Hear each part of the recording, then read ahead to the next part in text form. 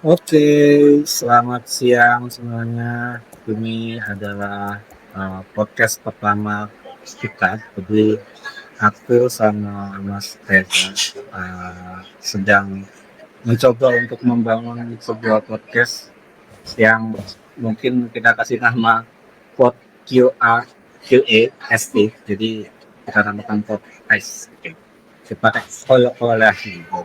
Nah, di sini adalah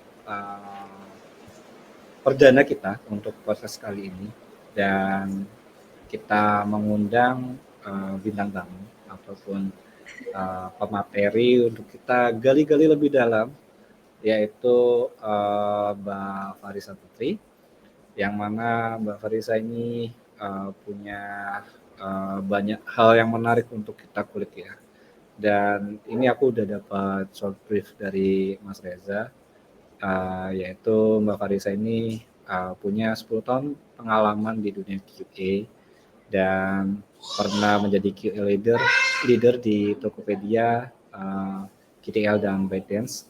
Terus memimpin 15 tim member dalam tim QA-nya, dan selain itu Kak Farisa juga adalah seorang working mom dan pernah memimpin big project ya di Tokopedia dan ByteDance yang ada multiple teams dan service, dan juga mendapatkan multiple rewards dan promotion. Ini keren banget Kak Farisa. Halo Kak Farisa. Halo. Ya, boleh Kak perkenalan dulu, habis itu mungkin kita satu-satu nih kenalan dari Kak Farisa, terus mungkin dari aku, terus Kak Reza. Boleh? Oke, perkenalan dulu dari aku, namaku Farisa gitu, aku punya pengalaman sebagai QA engineer selama 10 tahun lebih di Tokopedia gitu, walaupun sebenarnya Tokopedia tapi kayak pindah-pindah juga nih, ada Tokopedia, ada GTL, terus terakhir itu di ByteDance gitu. Itu sih kalau dari aku, thank you. Oke, thank you Kak Farisa. Ya, ini mungkin kita karena baru pertama kali itu ya, jadi kita coba buat lebih santai dan lebih apa ya, lebih homey aja. Kita anggap aja rumah sendiri biar kita tidak terlalu grogi ya kan. Kata orang-orang kan ada, udah anggap aja rumah sendiri gitu kan. By the way, perkenalin teman-teman. Aku mau kenalin diriku itu sendiri, habis itu mungkin Kak Reza ya. Jadi perkenalkan, nama aku Ahmad Ubedillah, bisa dipanggil Ahmad. Jadi aku adalah seorang QA engineer yang mungkin pengalamannya masih tidak terlalu banyak seperti Kak Farisa dan Kak Reza. Aku masih berapa tahun ya, sekitaran 5 tahunan, lebih dikit lah. Dan aku sekarang kerja remote di sebuah perusahaan yang mana kayaknya mostly adalah perusahaan Jepang. Itu sih mungkin yang bisa aku spill dari diriku, karena diriku ingin mengulik lebih dalam tentang Kak Farisa gitu. Mungkin Kak Reza atau Mas Reza bisa nih memperkenalkan diri, karena ya Hmm. ini adalah tempatnya Kak Reza, apa Mas Reza, bukan tempatku sebenarnya. Aku berusaha untuk membantunya saja. Wih, makasih, makasih. Iya, jadi kan ini sebenarnya alhamdulillah nih dibantuin gitu ya sama Mas Ahmad. Terus Farisa juga mau jadi bintang tamu pertama yang sistemnya kayak gini nih podcastnya. Kita podcast online. Kalau misalkan mau offline tuh ternyata susah banget ya. Apalagi kalau teman-teman yang masih aktif kerja tuh nyari waktunya, waduh susah banget. Jadi terima kasih Farisa sama Ahmad. Jadi aku Reza Danu Pramitra. Jadi kita sebenarnya semua seumuran gitu ya. Jadi kelahiran di atas 2000 terus dikurangin berapa lah gitu ya. Uh, jadi pengalamanku bekerja di QA itu mungkin udah hampir 2 dekade ya, biar orang nggak bosen berapa belas tahun gitu ya. Jadi hampir 2 dekade. Dekade itu 10 tahun kan ya, berarti hampir 20 tahun. Terus sekarang tuh sebenarnya abis karir break itu, sekarang masih karir break tapi sekarang udah sambil gitu ya. Jadi ternyata selama karir break itu nggak bisa diem nih, dan jadi sambil apa yang bisa dikerjain, mulai dari sharing-sharing, kemudian bikin-bikin iseng, bikin konten edukasi dan lain-lain ya. sekarang sambil nge-consulting company-company gitu ya yang ya memang butuh divisi quality di sana. Jadi sebenarnya nggak cuma quality doang, tapi mulai dari proses SDLC, STLC dan lain-lain gitu. Nah itu sih kegiatannya termasuk ini nih kita coba-coba. Jadi ya kalau ini bermanfaat bagi teman-teman semua nanti kita bisa terusin menghadirkan narasumber-narasumber yang lain gitu ya.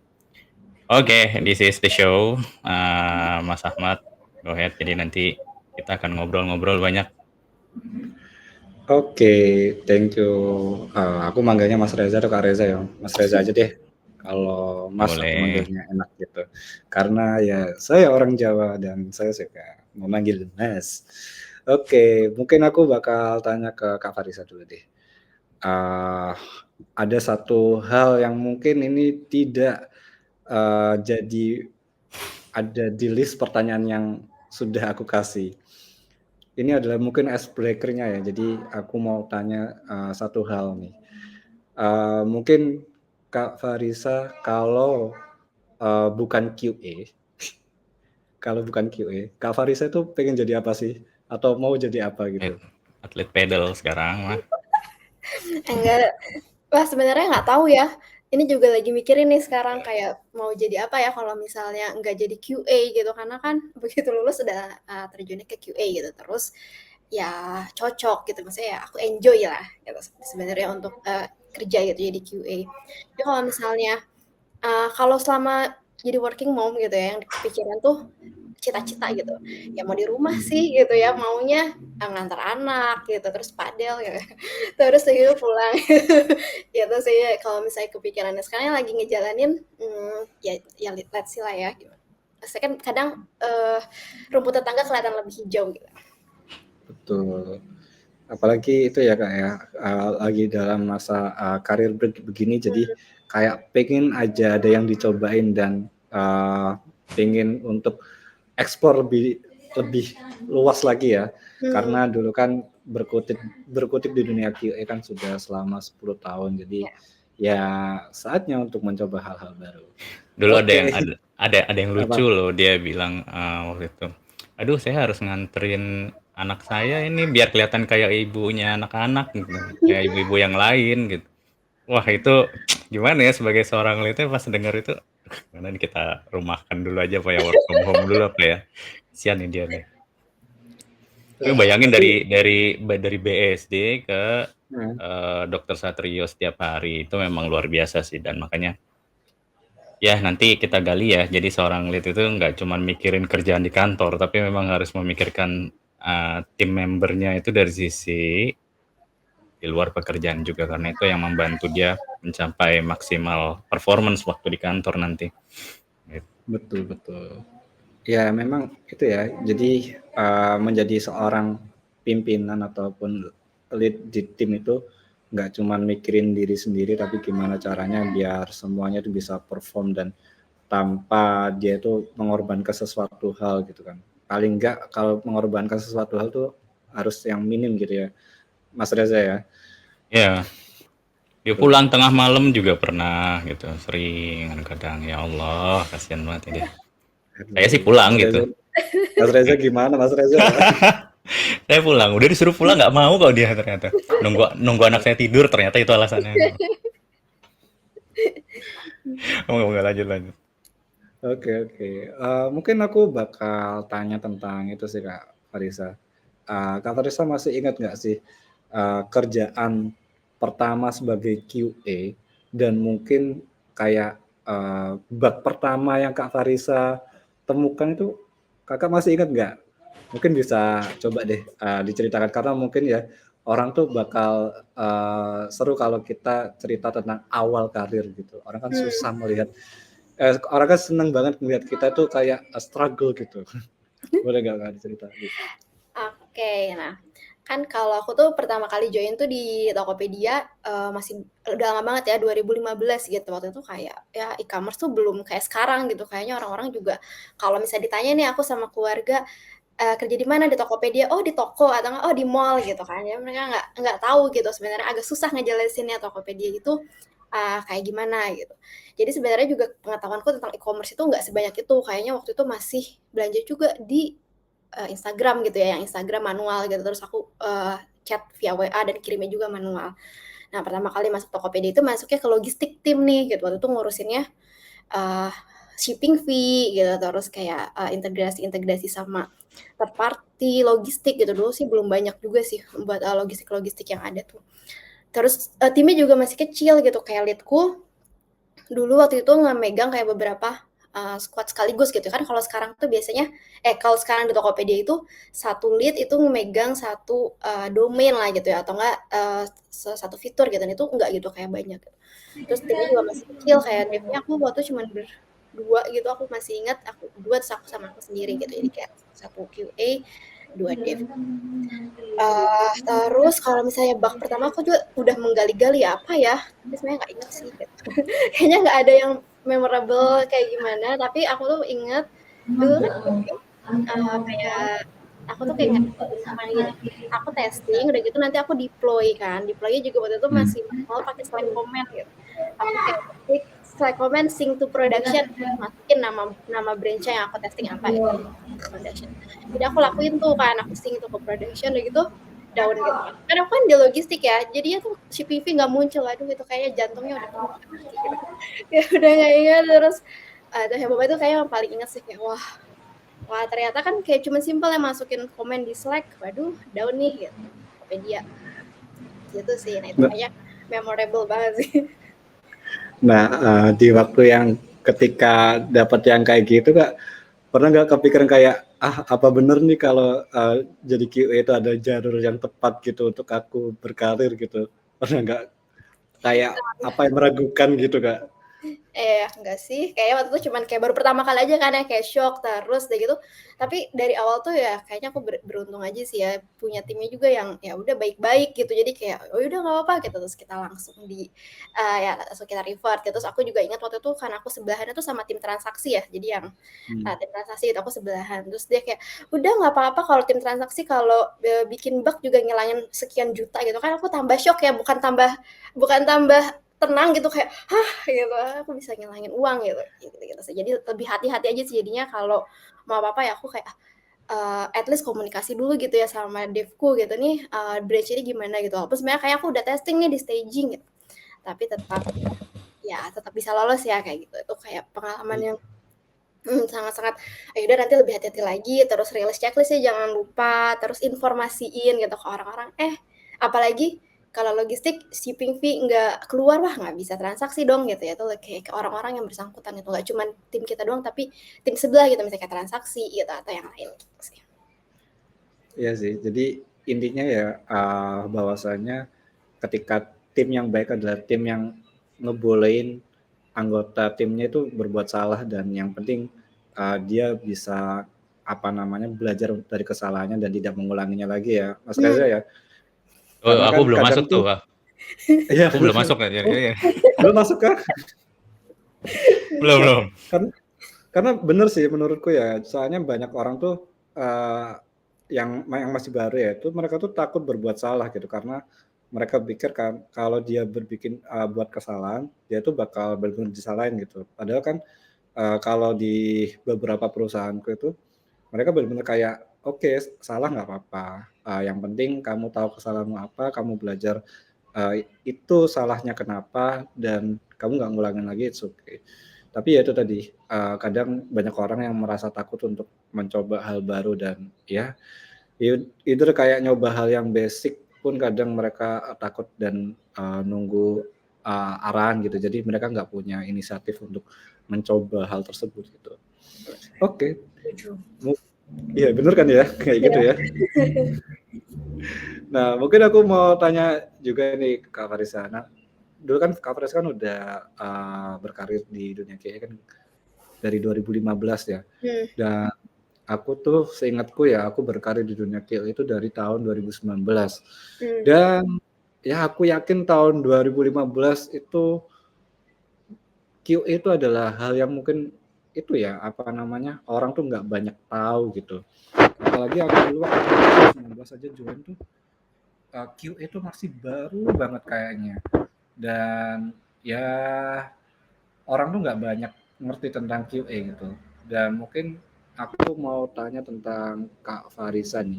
Dulu kan QA itu dianggap cuman tukang ngetes doang ya. Hmm. Dan menurut Kak Farisa, apakah di yang sekarang-sekarang ini itu stigma tersebut masih sama atau kira-kira udah berubah ya? Ya karena sebenarnya kan walaupun aku tuh di Tokopedia gitu ya, misalnya kayak technically aku di satu perusahaan, tapi kan sebenarnya dia tuh berubah-berubah terus ya. Tokopedia tuh kayaknya sangat-sangat cepat gitu, tiba-tiba berubah nih, QA itu jadi test engineer lah gitu ya. Terus QA keluar dari squad pernah gitu ya. QA disuruh ngerjain automation doang pernah gitu. Terus disuruh balik lagi masuk squad juga kayak ya pernah gitu ya. Jadi emang kayaknya aku kayak nyoba beberapa hal gitu. Kalau misalnya QA itu sebenarnya tukang tes doang atau enggak. Nah, kalau sekarang sih karena terakhir itu kan sama ByteDance ya, kayaknya ByteDance secara ini lebih mature kali ya. Jadi sebenarnya orang-orang tuh at least stakeholdersku gitu di timku dulu tuh udah nggak mikir kayak gitu sih gitu. Jadi udah nggak mikir QA itu cuman tukang testing, walaupun sebenarnya nih aku tuh nggak terlibat dari, maksudnya kan ada juga orang yang ada QA yang terlibat dari very early stage gitu, misalnya kayak requirement gathering gitu. Nah sebenarnya aku enggak sih kalau dari segitu ya enggak, tapi PRD-nya at least udah jadi gitu, kita udah punya PRD, terus nanti kita kan biasanya ada PRD review. Nah di situ sebenarnya kan kita udah bisa mulai ngasih feedback ya. Jadi tim produk tuh udah aware sih di situ kalau misalnya ketika PRD review itu yang bisa ngasih feedback tuh enggak cuman dari dev gitu, tapi QA pun udah mulai digali gitu, nanti testingnya gimana gitu. Jadi sekarang tuh lebih ke ini kali ya, kita lebih ke berstrategi untuk quality gitu, atau quality strategi kali ya kita bikin. Kita ngasih tahu juga nih, kita cara kualitas itu yang mau dijaga itu apa, gimana caranya gitu, misalnya manual kah, terus misalnya automate kah, terus nanti ada load test kah gitu, misalnya kayak gitu. Itu menurutku jadi QA itu udah partner untuk menjaga quality. Menarik sih. Dan mungkin aku ada itu ya pertanyaan lanjutan gitu. Tadi kan Kak Faris kan bilang kan ada QA yang mulai dari early staging dari yang apa namanya yang tadi itu, dan ada yang nyemplung di tengah-tengah ya. Nah ini tuh ada apa namanya hal yang menarik ya menurut Kak Farisa nih, ketika ada orang di hire terus dia tuh masuknya bukan di early stage tapi dia masuknya di tengah-tengah, ataupun even ini di bagian akhir nih development udah 80% baru dia masuk. Nah ada nggak kayak apa yang harus dilakukan oleh orang yang masuk di tengah-tengah, karena mostly yang aku hadapin ketika aku di hire perusahaan tuh rata-rata mereka sudah sekitar 70% ke atas project-nya. Jadi aku benar-benar datang dan langsung ya ngetesting gitu. Dan itu kan kayaknya lebih apa ya, challenging daripada kita melakukan dari awal kan, early stage gitu. Benar. Di early stage kan kita kan udah bisa itu kan memberikan pendapat kita dari awal sampai akhir, kita kan bisa apa namanya monitoring itu. Nah kalau yang dari tengah-tengah ada nggak Kak mungkin pengalaman atau tips dari Kak Farisa supaya kita bisa smooth gitu? Kalau misalnya kayaknya aku belum pernah gitu yang kayak tiba-tiba dicemplungin tengah-tengah banget atau enggak setengah jalan atau apa gitu, kayak untungnya belum pernah gitu. Tapi kalau misalnya yang aku pikirin nih, misalnya aku ada di posisi itu kan gimana ya, kalau misalnya kita ada di satu misalnya kalau QA sekarang tuh kan karena ya bukan tukang testing doang ya, tapi jadi kan ada pressure ya, kita tuh testing tuh nggak, maksudnya kalau manual doang tuh kelihatannya aduh kok manual doang gitu misalnya ya, jadi tuh kayak ada pressure buat sesuatu yang fancy gitu. Tapi kalau misalnya menurutku kalau di tengah-tengah itu ya aku akan fokus sama tugas aku sebagai QA gitu, yaitu di quality gitu. Jadi gimana caranya adalah aku jaga quality itu, walaupun misalnya nggak apa-apa nih nanti misalnya idealisnya sebenarnya untuk testing ini tuh harusnya perlu load test sekian gitu, atau enggak automate sekian gitu, atau enggak bisa ada testing yang lain yang sebenarnya perlu dilakuin gitu. Tapi karena kita masuk ke tengah-tengah, nggak ngerti juga, nggak mungkin kan kita nempelin devnya terus gitu ya. Ya aku biasanya suka nempelin, tapi kalau misalnya tengah-tengah kan annoying juga gitu, nanti dia juga nggak perlu kerja gitu. Jadi biasanya sih aku akan fokus sama tujuan aku udah sebagai QA, aku harus jaga quality, aku lakukan aja apa yang aku bisa gitu. Misalnya kalau aku bikin tes strateginya, ya udahlah yang bisa dulu aja gitu, yang manual dulu aja, atau enggak nggak cover test case-nya belum nyampe yang edge case yang gede nggak apa-apa. Yang penting aku kayak baca PRD-nya dulu, dari PRD-nya yang penting yang critical-criticalnya udah aku cover gitu sih mungkin ya.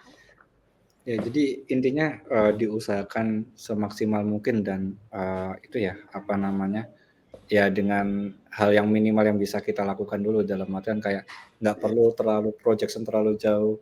Ya. Misalnya kita bisanya untuk belajar dari PRD dan tahu kayak business flow atau critical flow yang ada di bisnis tersebut, baru kita coba bikin apa namanya coverage test kita untuk mengcover hal itu tersebut. Dan kemudian baru kalau itu udah oke, baru kita bisa ngembangin ke yang lainnya. Even kalau misalnya kita dituntut untuk yang tadi kan, Fancy harus pakai automated test, tapi kalau misalnya nggak kekejar, manual test bisa dilakukan aja. Jadi nggak perlu harus itu ya. Karena aku juga gitu sih Kak. Di tempatku yang sekarang tuh, aku nge-handle 4 project langsung. Jadi kalau dibuat automated test jadi agak susah gitu. Mau nggak mau ya udah, kalau mau cepet karena sprintnya 2 minggu sekali, ya udah harus manual test, dan itu nggak apa-apa sih. Jadi nggak ada ya kayak perdebatan manual test lebih baik daripada automated test dan sebaliknya ya. Karena ya itu sama-sama kita juga melakukan tes untuk menjaga kualitas. Yang beda kan cuma caranya aja gitu. Ya.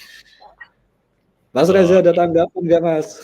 Iya, kalau Farisanya mungkin enggak ya waktu itu ya. Tapi tim membernya ini loh yang sering dapat multitasking. Jadi gini, memang di waktu kita kerja kan misalkan aku di logistik ya, Farisa dari bagian dilayani Tokopedia nih misalkan ya, dilayani Tokopedia. Terus kita ada tim shipping fee-nya, address-nya, kemudian di logistik itu ada kalau nggak salah sekitar di waktu masih Tokopedia masih ada sekitar 5 squad lah ya, 5 squad yang gede. Terus nanti masuk lagi ada yang dari GoSend sama WMS, Warehouse Management System, itu di GTL, waktu di GTL, jadi tambah gede lagi. Nah, memang satu tim itu bisa punya product manager yang banyak. Jadi produknya produknya datang barengan tuh visible banget ya. Jadi banyak kayak misalkan tadi Ahmad bilang handle 4 project. Nah, itu juga mungkin terjadi. Dan ini terjadi. Nah, jadi kadang-kadang kita memang tahu project yang kita lagi mau pick up yang ini tuh gede dan butuh 3 orang, 4 orang untuk testing, tapi baru ada available 3 orang, 2 orang gitu ya. Jadi kita jalanin dulu dengan 2 orang, nanti di hari keberapa itu ada masuk tambahan dari tester yang dari project lain yang baru selesai. Nah, biasanya tetap strateginya kita butuh 1 orang yang menjembatani apa pekerjaan yang sedang berlangsung dan apa yang harus dilanjutkan gitu. Nah, ini yang nggak boleh putus, paling nggak satu orang ini gitu, 1 orang atau 2 orang ini. Atau gimana caranya bikin daily update atau weekly update yang orang ngerjain apa, di project apa, orang harus tahu progresnya bagaimana dan kasih brief sedikit, ini projectnya begini loh. Nah, biasanya sih itu tugas lead-nya nih, misalkan Farisa atau aku lagi kasih tahu ini projectnya begini ya, project begini, nanti minggu ke sini harus ada yang masuk ke sini, tapi ini kita kasih garis besarnya dulu ngapain gitu. Nah, biasanya itu mempercepat orang yang masuk tiba-tiba di tengah untuk settle untuk ngerjain. Tapi biasanya kalau masuk di tengah-tengah tuh tinggal eksekusi doang gitu ya. Biasanya udah tinggal eksekusi doang. Jadi test case, skenario, brainstorming-nya tuh along the way gitu. Jadi bisa. Makanya kita bikin test case, skenario harus lengkap sekali. Asumsinya supaya ini dibaca oleh non QA itu mengerti bacanya gimana, apa yang harus dijalanin. Jadi memang ada key player-nya di situ ya. Tapi Mas, yang beberapa yang aku pernah alami dan beberapa yang pernah aku dengar dari teman-teman tuh, kadang tuh ada yang masuk ke sebuah project tuh, di sana itu kosongan, dalam artian tuh mereka nggak punya PRD, nggak punya apa, jadi ya udah cuman baca code doang gitu.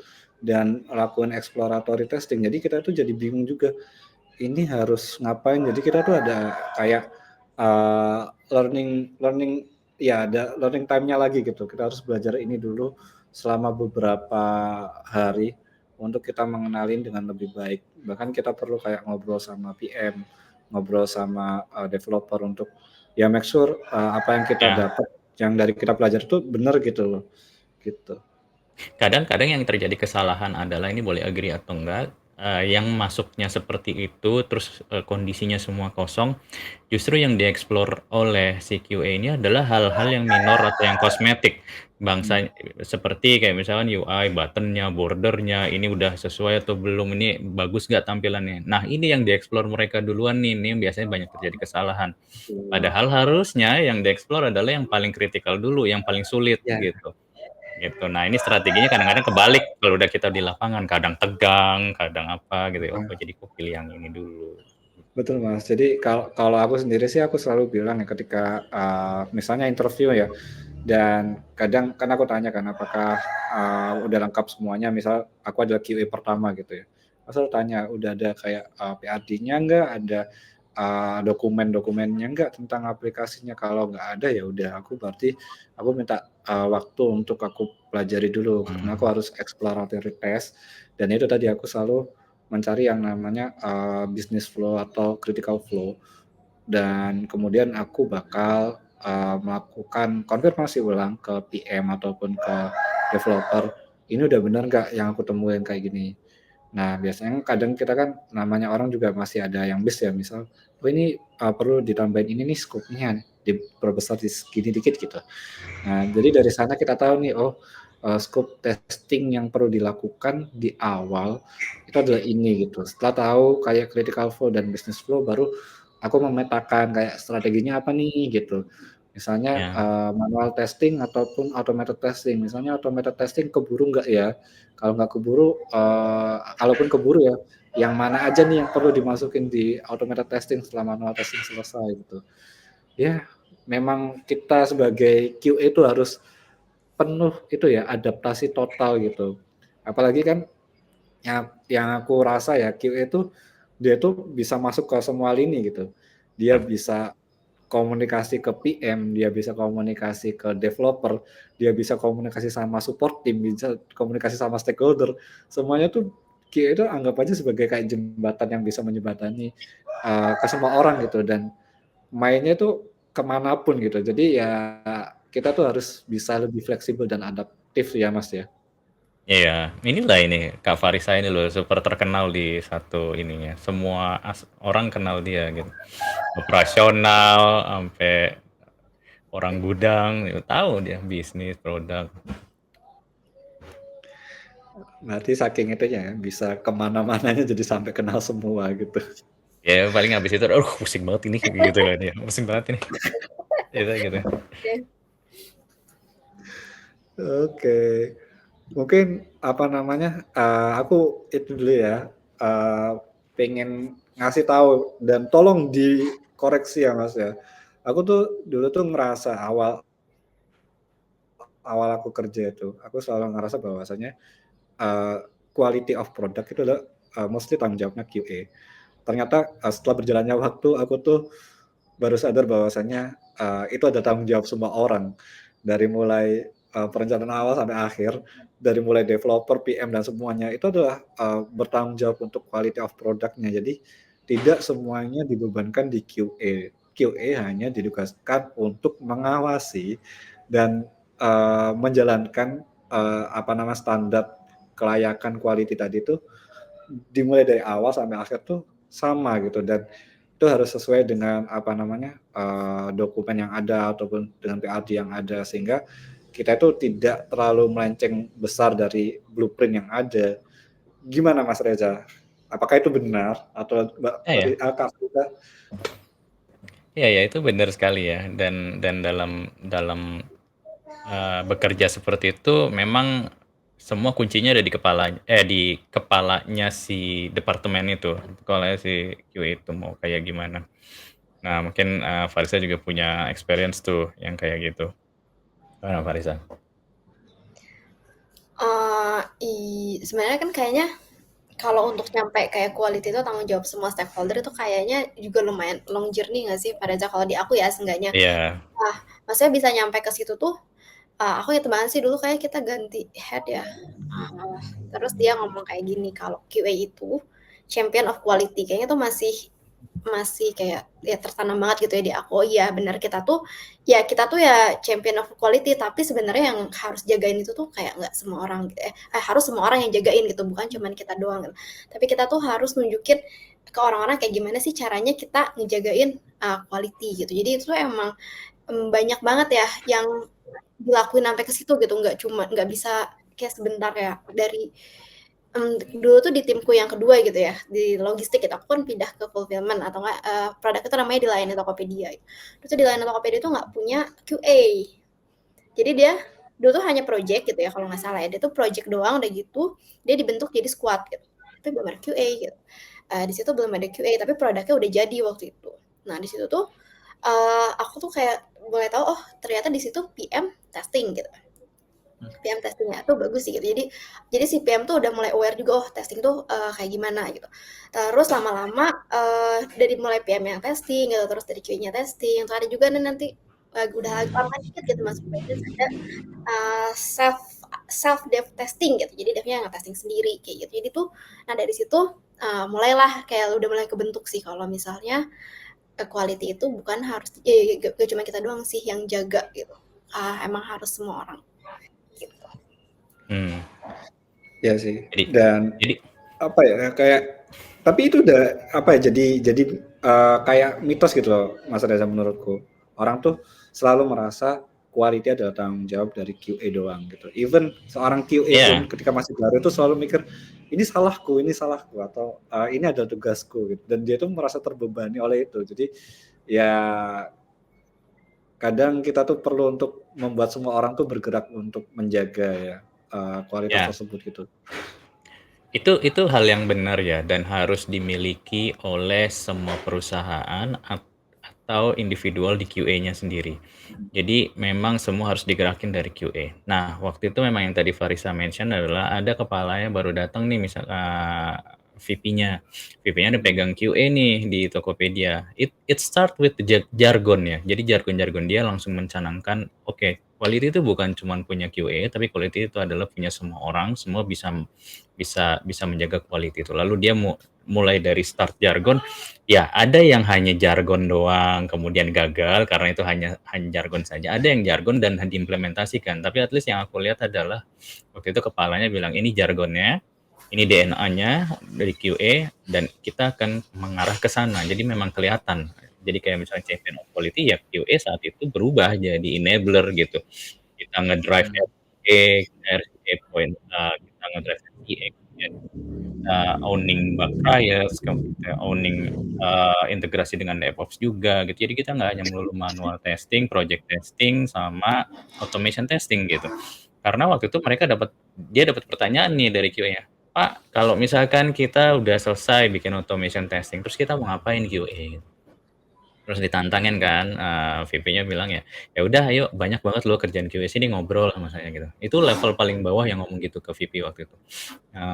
Jadi emang diajak ngobrol, dan ternyata habis itu ya banyak banget kita disuruh bikin, kalau nggak salah tuh kita lead-nya tuh waktu itu disuruh kirim weekly report setiap hari Jumat terkait endpoint atau API pulse check.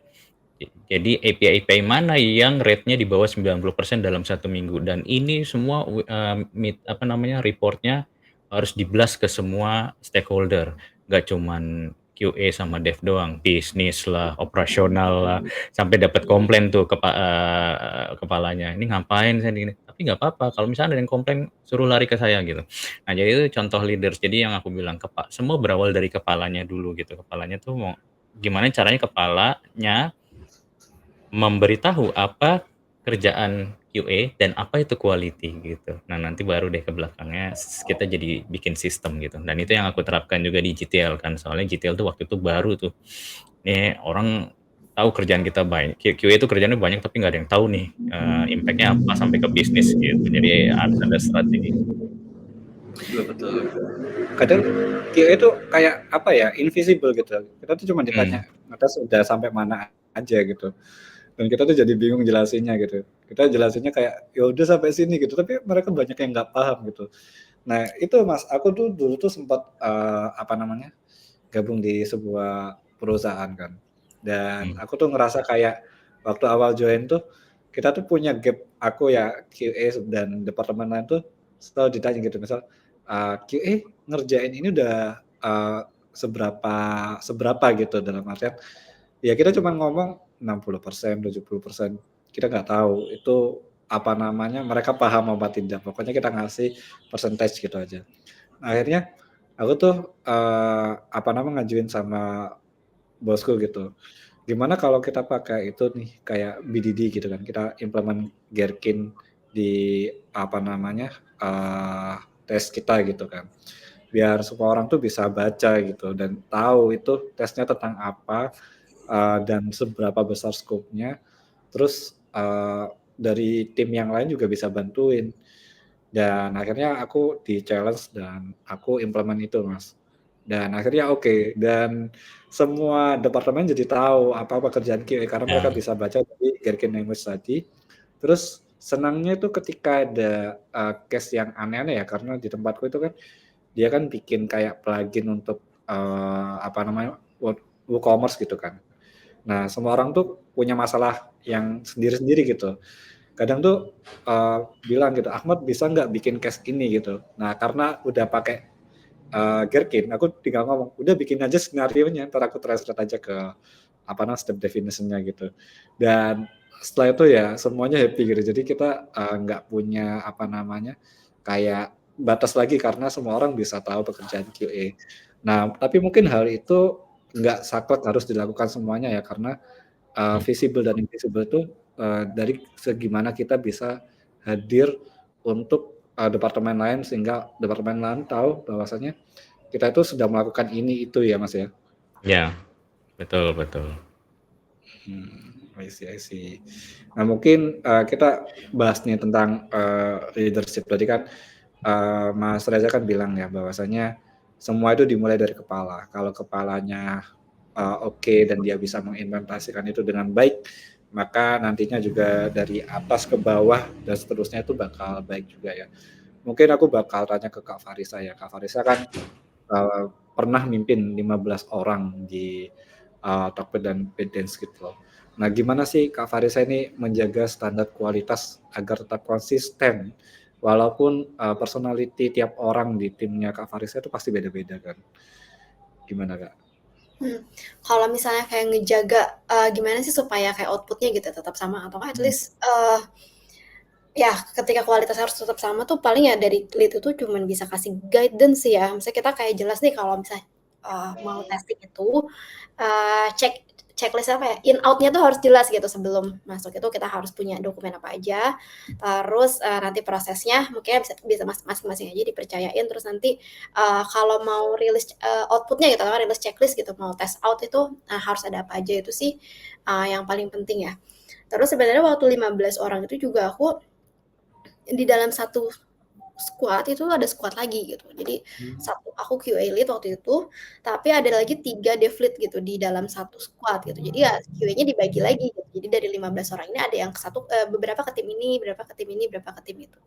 Terus ya karena banyak ya sebenarnya banyak squad-nya banyak, nggak mungkin juga nggak kepegang semua lah ya kalau misal project jalan paralel banyak gitu ya. Terus misalnya kayak update-update juga kan mereka paralel ya jadi daily gitu misalnya kayak daily aja kayak barengan tetap aku kayak punya apa ya sebenarnya nggak PIC juga sih ya tapi lebih ke di squad ini aku biasanya kayak lebih banyak dia tuh kayak jadi PIC ku gitu nanti aku kayak ngobrol-ngobrol dia yang kayak dikasih tanggung jawab misalnya buat lead project A gitu nanti aku tanya aja langsung ke dia gitu nggak tanya ke semuanya karena kan capek banget ya kalau misalnya 15 sih ditanya satu-satu gitu itu nggak bisa sih jadi aku tetap kayak punya satu PIC lah ya gitu di setiap masing-masing yang buat aku tarik-tarikin high levelnya gitu high levelnya gimana sisanya ya semua update daily semua update weekly gitu supaya lebih gampang sisanya sih ya, yang delegate and trust gitu ya. Kalau misalnya delegate aja satu hal gitu, tapi trust itu kan beda lagi ya gitu ya. Gimana udah di delegate ya kita percaya gitu. Kalau misalnya gimana pasnya ya udah jalan dulu aja gitu anak-anaknya gitu, jangan harus menahan diri gitu ya. Aduh, aku nggak bisa nih turun tangan terus gitu. Kalau aku turun tangan terus ya kapan juga nanti anak-anaknya belajar gitu. Kayak gitu-gitu sih. Jadi kalau misalnya jaga kualitasnya, kalau misalnya kayak on paper gitu kan, ya udah tinggal dibikin aja nih. Nanti kalian harus bikin check-in ini terus nanti ini outnya ini.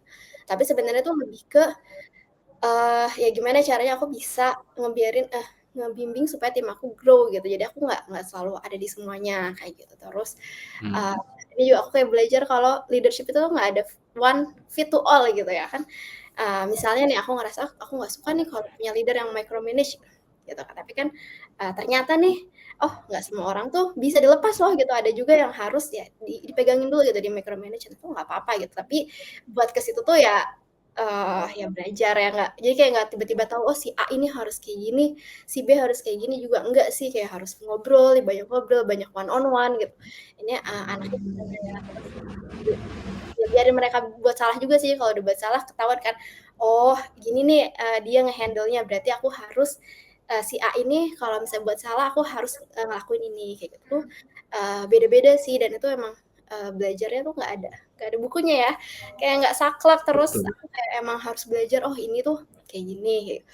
Jadinya ya menurutku tuh paling challenging sih jadi lead ya karena people gitu.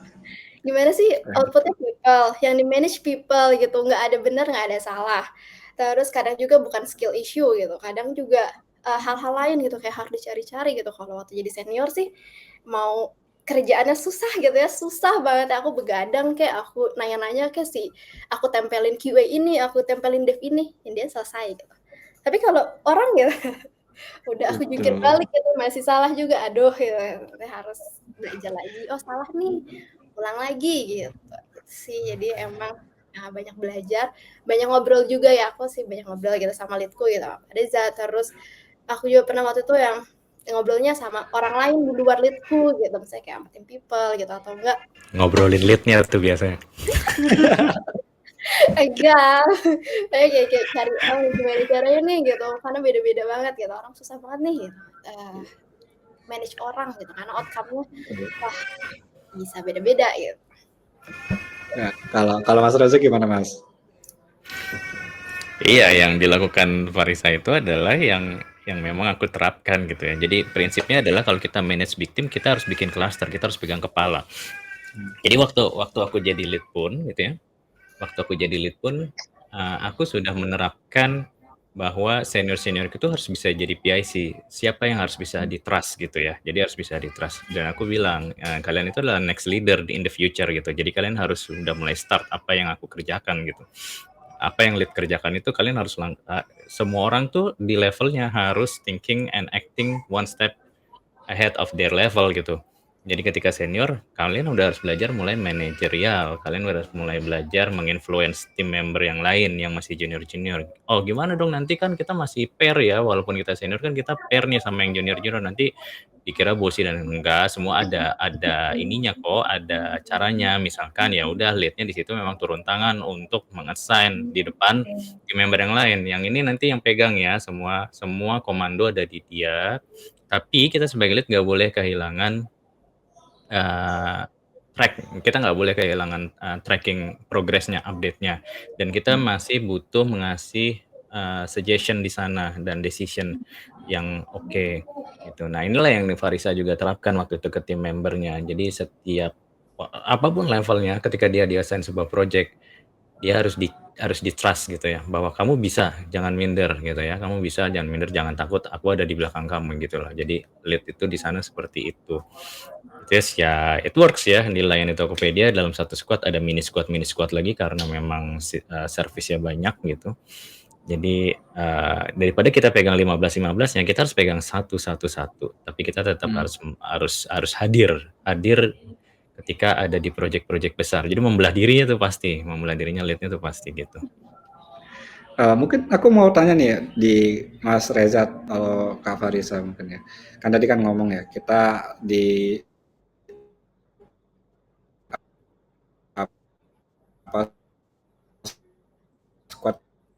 ke PIC. Gimana caranya Mas Reza atau Kak Farisa ini milih satu orang yang untuk jadi kepercayaan di sana? Kriterianya kayak gimana? Ya, jadi kita harus tahu ya, ini proyeknya seperti apa, pressure-nya seperti apa, goals-nya seperti apa, dan akan bekerja dengan stakeholder yang seperti apa karakteristiknya. Lalu kita punya tim member, kita lihat mana yang cocok, mana yang bisa di-trust, dan mana yang dia bisa less guidance misalkan, jadi itu dicocok-cocokin. Makanya penting banget seorang leader harus tahu environment-nya seperti apa, peoples-nya, tim member dia seperti apa, tim produknya seperti apa, terus top manajemennya seperti apa. Itu tuh berpengaruh sekali sama kita menentukan delegation sama trust yang tadi Farisa bilang gitu. Jadi kita memang harus pelajarin semuanya. Tapi pernah nggak sih Mas, kayak misalnya nih, udah mempercayakan satu orang, ternyata orangnya nggak perform well. Oh ya pasti ada. Terus akhirnya Farisa, diganti ke orang lain. nah, Farisa punya experience tuh harusnya tuh. Jadi digantinya pun itu punya ada caranya gitu. Cara mengganti di tengah itu ada caranya. Ya, jadi kalau yang aku kepikiran waktu itu caranya adalah kita masukkan dulu orang yang kita trust selanjutnya untuk membantu selang sehari 2 hari, baru kita tarik nih orang yang lama untuk workload-nya diperkecil. Misalkan dia tadi 100% memimpin, jadi sekarang hanya 60% nih di hari ketiga dia memimpin. Tapi kita nggak langsung nge-state bahwa yang baru inilah yang akan memimpin, enggak, jadi dibagi porsinya. Jadi stakeholders tuh bisa bertanya sama yang lama, bisa bertanya sama yang baru. Nanti di hari keempat kita akan tarik nih, misalkan si yang lama tadi tarik ke project yang lain, jadi member gitu ya, misalnya nggak jadi PIC lagi. Nah ini salah satu cara seninya gitu ya, jadi supaya kita tidak menjatuhkan dia bahwa dia gagal memimpin project itu, tapi kita menghadirkan bala bantuan supaya eskalasi atau delivery project itu lebih cepat gitu. Dan kita kan biasanya kategori ini projectnya lagi at risk nih gitu, statusnya udah hari keberapa tapi kok belum ada progres yang berarti dan lain-lain. Kita tahu masalahnya apa, tapi itu biasanya habis itu kita bahas masalahnya personal, jadi one on one gitu ya, nggak di depan audiens gitu. Jadi biasanya kayak gitu. Nggak langsung diganti, lu gagal lu, ganti. Nah, enggak sih. By the way kan ini Mas Reza kan lead-nya Mbak Farisa ya dulu kan pernah juga kan ya. Nah apakah Mbak Farisa ini salah satu PIC-nya Mas Reza? Iya. Ya kan? Jadi waktu yang tadi dibilang fulfillment itu kan tadinya sebuah project ya. Dilayani Tokopedia itu tadinya sebuah project. Jadi Farisa waktu itu masih senior, kemudian kalau nggak salah aku assign untuk tanggung jawab di situ dengan ya udah nih tim ini ya yang terlibat di project ini selain Farisa ini, nanti Farisa adalah PIC-nya di situ. Karena dia cepat menguasai dan deliver project waktu itu cepat, dan kebetulan si dilayani Tokopedia berubah jadi squad, maka ya udah saat itu juga memang ada sesuatu yang men-trigger Farisa bisa promote menjadi seorang leader di situ. Ya udah jadi gayung bersambut lah, kesempatan yang ada di sana. Jadi intinya kalau ada cobaan, dicobain dulu aja ya Mas ya. Ya. Betul kan? Ya kan? Farisanya sendiri waktu itu nggak yakin loh untuk mimpin project dilayani Tokopedia karena dia gede banget gitu ya waktu itu, walaupun masih awal-awal tuh termasuk yang besar gitu. Gimana nih Kak Farisa? Maksudnya di awal-awal bisa apa ya kayak melawan confidence-nya nggak confidence-nya tadi kan ragu-ragu kan bisa nggak apakah ya udah dicoba dulu aja gitu, kalau kata Tokopedia kan mulai aja dulu gitu. Iya. Kalau aku sih kayaknya eksplisit waktu itu pernah bilang enggak gitu, aku nggak mau gitu ya waktu itu pertama kali aku bilang aku nggak mau gitu. Sebenarnya juga nyambung sih sama pembahasan kita mam gitu, anakku di bawah 2 tahun gitu, anakku di bawah 2 tahun, anakku di daycare, aku punya jam yang harus aku patuhin ini anakku di daycare cuma sampai jam 7 gitu. Jam 7 aku sudah pulang gitu, dan aku nggak bawa laptop karena aku bawa cooler bag isi ASI. Jadi berat banget ya, jadi kayaknya aku bilang waktu itu awal-awal aku bilang enggak sih, aku nggak mau jadi lead gitu, karena ya aku pun kayak waktuku aja terbatas gitu. Jadi mungkin waktu aku jadi seniornya belum 2017 kan belum punya anak ya, kayak aku baru menikah gitu, belum punya anak. itu tuh ya udah 24 jam tuh punyaku gitu kan. Pas punya anak kok nggak ada yang ngasih tahu ya 24 jam jadi ibu tuh beda ya sama 24 jam single gitu. 24 jamnya itu nggak cukup gitu sama aku udah kurang tidur. Kerjaanku udah dibatasin, tapi itu tetap nggak cukup gitu. Gimana caranya aku nambahin lagi workout lagi gitu ya daripada aku nggak perform terus ya aku bilang tuh nggak dulu deh gitu nggak mau gitu tapi ya sambil tetap ya udah dicobanya tapi beberapa lama kan anak makin gede aku udah bisa nentuin gitu kayak gimana sih cara bagi waktunya gitu nah itu baru deh mulai bisa ya udah mau deh mau coba gitu itu juga challenge-nya nggak jadi lebih mudah ya jadi walaupun aku nolak dulu terus aku mikir-mikir lagi ya udah beberapa saat kemudian baru aku kayak bisa gitu tapi tetap aja ya nggak jadi gampang gitu karena kan tetap ya tadi itu tantangannya balik lagi ternyata beda banget nih ngerjain kerjaanku sama ngerjain orang gitu sama manage people gitu manage orang itu beda lagi gitu terus ya tadi itu karena waktu-waktunya tuh nggak sama lagi gitu nggak 24 jam tuh udah beda lah gitu ketika aku kemana masih senior dan belum punya anak gitu terus dari gitu aku punya anak tuh 24 jamnya wah beda banget nih nggak bisa dong nggak sama gitu Ngeri nggak sih mungkin perjuangannya, kita ya kan? iya betul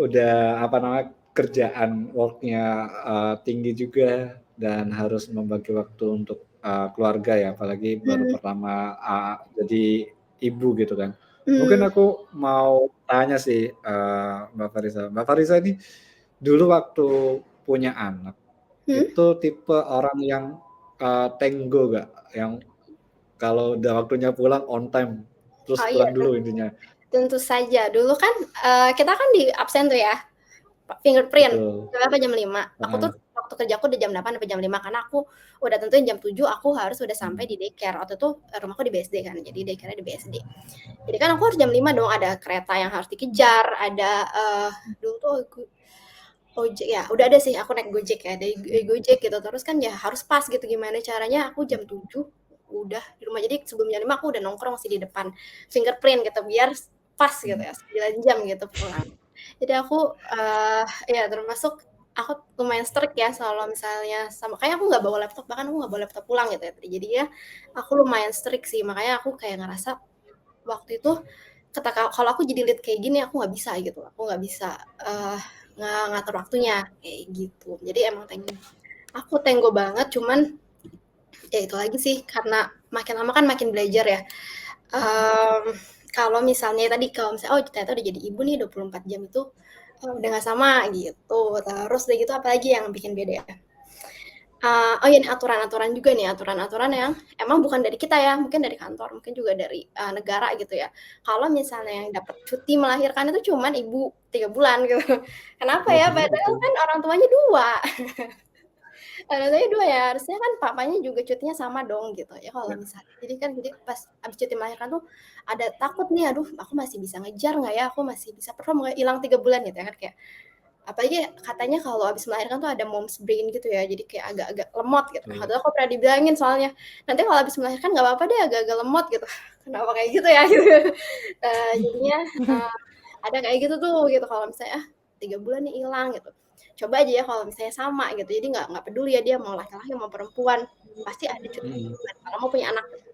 Jadi nggak cuma dibebankan sama ibu gitu sama ibu doang gitu kayak gitu sih sama mental load juga sih yang aku nggak tahu gitu kalau misalnya kalau kerjaan rumah apa-apa ya physical labor gitu lah ya kan itu bisa dibagi maksudnya emang karena anakku di daycare gitu jadi kan di rumah aku cuma bertiga lah aku anakku sama suamiku gitu ya udah kerjaan rumah dibagi-bagi aja gitu tapi tuh ada juga nih mental load gitu yang orang-orang tuh nggak bahas gitu kalau misalnya ternyata mikir terus loh gitu jadi ibu tuh begitu mau habis melahirkan aku mikir anakku ditaruh di mana nih gitu kan karena ya merantau gitu kakek neneknya juga belum tentu bisa gitu jadi gimana caranya apakah pakai mbak gitu atau enggak daycare gitu waktu itu sih kebetulan support sistemku daycare gitu jadi daycare terus kayak ada mental load tuh yang wah ini banyak banget yang harus dipikirin gitu kayak kalau waktu kecil makan ya tempe ASI waduh tempe ASI terus ASI gitu kayak setiap hari aku punya target dulu aku harus bawa pulang sekian mili buat anakku gitu. Kalau misalnya enggak, aku nggak pulang gitu. Misalnya kayak gitu, jadi aku gimana caranya aku harus bawa pulang ASI sekian gitu. Aku punya target gitu. Terus kayak, wah pusing banget sih itu kayak aku punya target ASI lah, aku punya target di kantor lah gitu ya. Terus abis itu nyiapin makan, next lagi MPASI, wah ada MPASI, belum selesai MPASI udah mikir nanti sekolah di mana ya. Waduh, nggak berakhir nih mental load-nya. Nah itu sih yang menurutku nggak kelihatan gitu, sebenarnya nggak kelihatan tuh, tapi kita tuh jadi overwhelmed banget. Nah kalau misalnya udah Iya. overwhelmed, jadinya takutnya kan jadi impact juga nih ke kerjaan, terus ada juga Hmm. apa istilah parent memang ada juga mom's guilt gitu ya, kalau misalnya aku tuh ngerasa bersalah banget ya nggak tahu bersalah apa gitu ya. Tapi misalnya tuh kayak aku tuh udah ngasih yang terbaik buat anakku, tapi kok kurang ya, kayaknya nggak kayak gini deh, harusnya buka lagi bisa ngeliat IG, wah kalau misalnya orang lain beratnya segini anaknya kok anakku enggak, beratnya naiknya segini kok anakku enggak, wah. Betul tuh. Apalagi kalau kalau udah dibanding-bandingin ya, kalau udah dibanding-bandingin, "Kok anakmu masih segitu sih? Ini kan udah segini, mestinya umur sekian udah bisa ini kok belum ini kok gini telat ya, ini ya." Jadi orang tuh lebih banyak nge-judging-nya gitu dan itu tidak baik untuk ibu ya, Kak Farisa ya. Jadi ada juga kan namanya, apa namanya, kayak, baby blues ya kalau nggak salah ya, Mhm, yang kalau seorang wanita itu habis melahirkan terus dia, mentalnya terganggu mungkin karena suka dibanding-bandingin ataupun mmm, dilarang ini itu, karena apalagi kan ada juga yang tidak boleh makan ini atau tidurnya harus jam sekian, harus pakai kursi dan sebagainya, terus banyak dikekang dan sebagainya, akhirnya dia kayak baby blues dan, ya itu tidak baik untuk mental, seorang perempuan gitu kan. Nah, ini aku mau nanggepin nih, Kak, soal, maternity ya. Kan kalau di perempuan kan ada libur, cuti untuk hamil ya. hmm, Nah, aku tuh dulu juga ngerasa kayak, apa namanya, itu cuman untuk ibu hamil doang kan. Dan ketika aku kerja di luar negeri, paternity itu aku dikasih waktu itu 1 bulan untuk aku ikut, apa namanya, ngerawat anakku gitu. Jadi mereka udah bener-bener, "Ya udah 1 bulan kamu cuti dibayar ya." mmm, Iya itu menyenangkan sekali gitu dan aku rasa kayak di Indonesia itu kayak nggak lazim gitu karena mikirnya ya kayak yang lahirin kan ibunya, bapaknya mah oke-oke aja kan, nggak ada masalah. Padahalnya bapaknya juga kalau malam juga bantuin begadang kan. ya Kalau bener, istrinya tidur, bantuin ganti popok, bantuin mandiin juga kan kita kan juga, sebagai apa, orang tua kan hitungannya kan tag team ya, kita nggak bisa mhm, sendirian, kita harus, kayak tim bareng gitu untuk, betul, apa namanya, merawat anak gitu kan. Kadang ya itu tadi, kita tidak bisa itu ya, berharap lebih gitu untuk di sini. Jadi ya kalau teman-teman pengen dapat paternity ya untuk para ayah, mungkin bisa lirik kerja di luar. Karena itu kemungkinan besar bakal dapet, karena mereka tuh selalu kayak, work life balance gitu. Kalau kalau aku ya ngeliat, karena aku selama tahun 2019, sampai ke sini tuh banyak kerja untuk, perusahaan luar, Kak. Jadi mereka tuh selalu kalau kita ada, hal-hal yang bersangkutan sama keluarga, itu tuh mereka tuh open untuk kita misalnya ajuin cuti ataupun kita nggak masuk setengah hari, mereka tuh open karena, mhm, mereka pikir, ya keluarga itu lebih penting daripada pekerjaan gitu.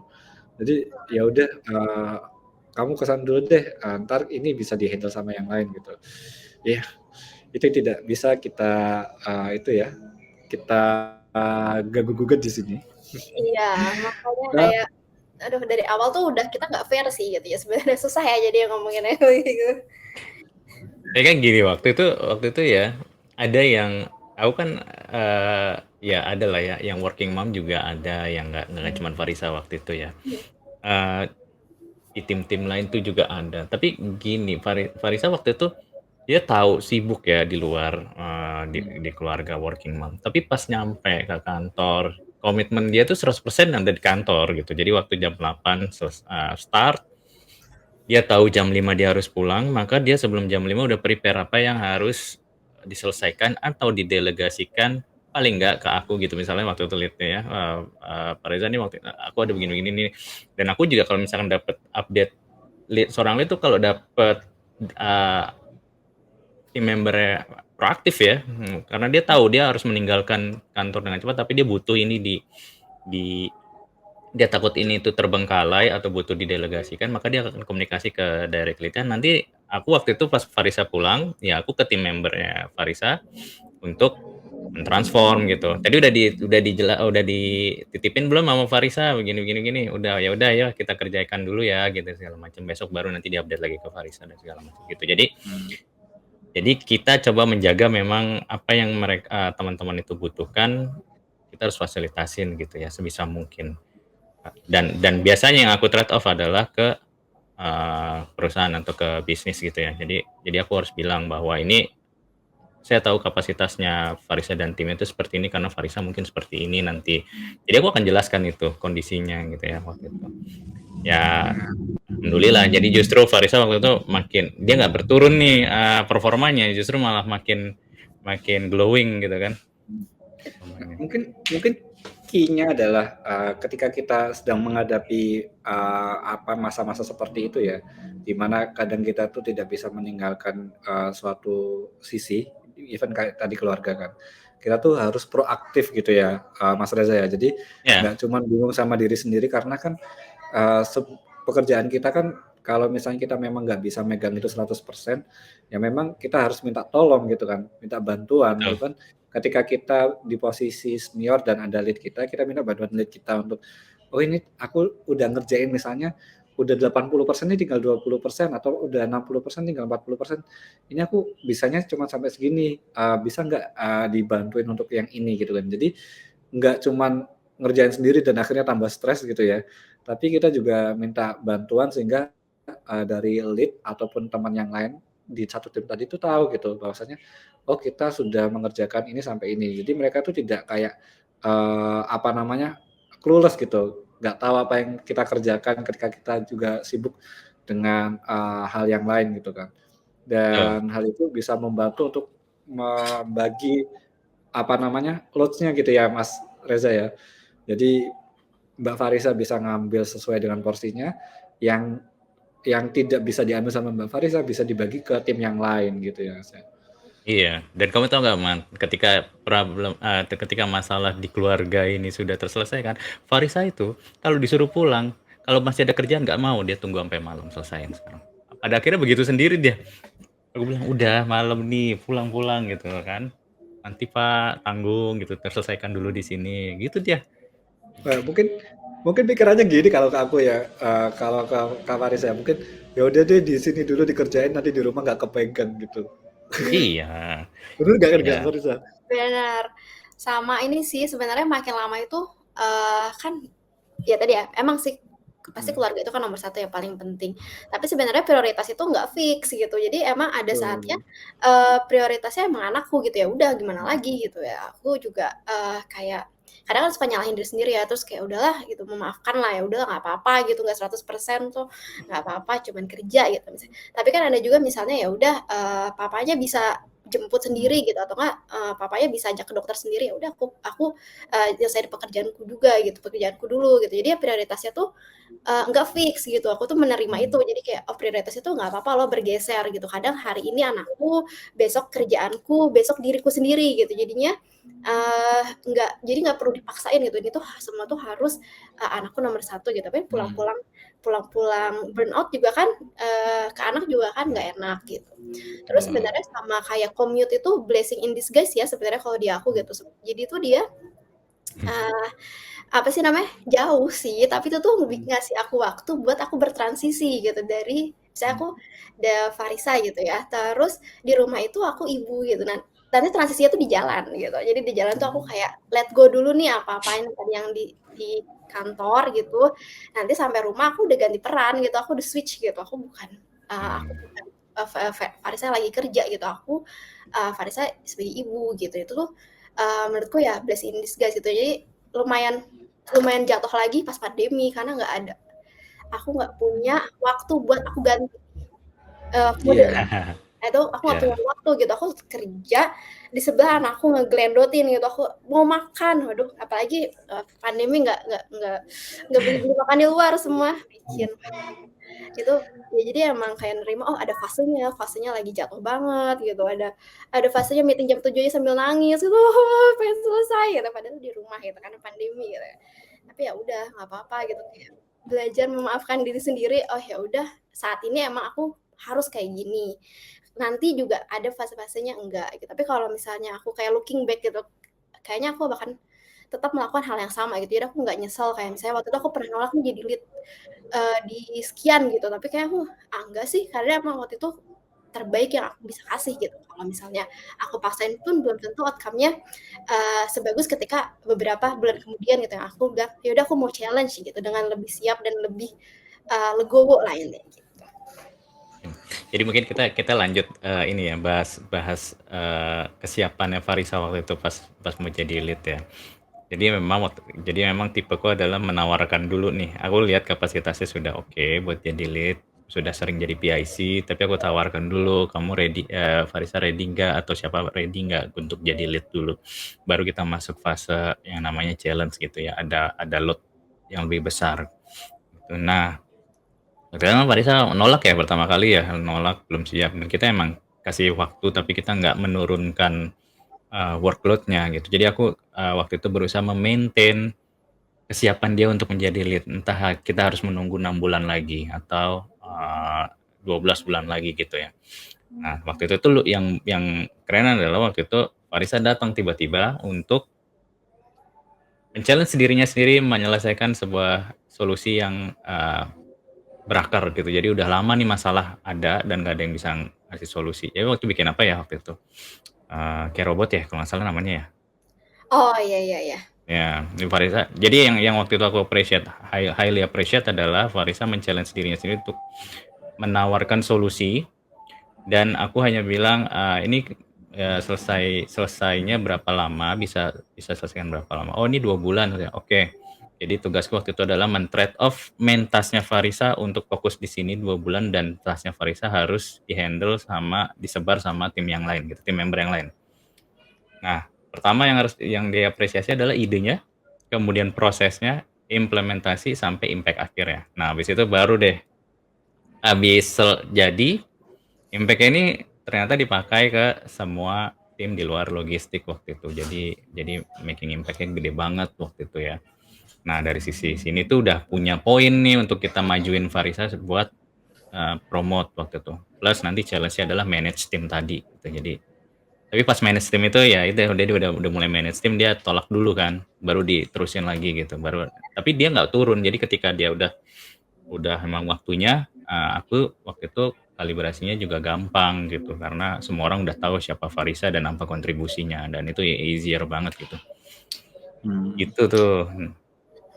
Berarti gini ya, ini coba deh dikonfirmasi ulang Mas Reza atau Kak Farisa ya. Jadi intinya kalau misalnya kalian yang masih misal posisi junior mau ke senior atau senior mau naik lagi, mungkin kalian bisa untuk proaktif ke lead-nya ya, untuk memberikan apa namanya kayak kontribusi gitu ke tim ataupun untuk solusi yang nyata di perusahaan gitu ya Mas ya. Jadi intinya kayak Kak Farisa tadi kan sudah ada masalah yang berakar yang belum bisa diselesaikan bertahun-tahun dan Kak Farisa mengajukan diri untuk menyelesaikan hal itu dan hal itu bisa menjadi big point buat para lead melihat bahwasanya orang tersebut punya potensial besar untuk nantinya mungkin promote naik jabatan misalnya dari junior ke senior dan dari senior ke lead gitu ya Mas ya?